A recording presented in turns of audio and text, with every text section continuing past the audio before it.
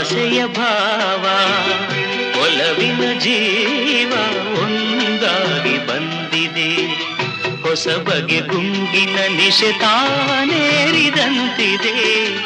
ಆಸೆಯ ಭಾವ ಒಲವಿನ ಜೀವ ಒಂದಾಗಿ ಬಂದಿದೆ.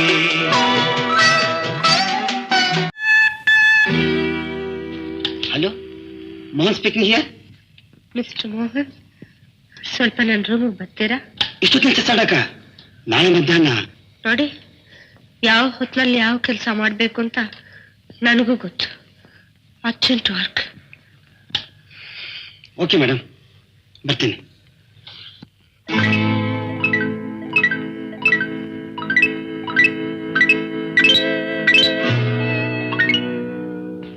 ಬನ್ನಿ,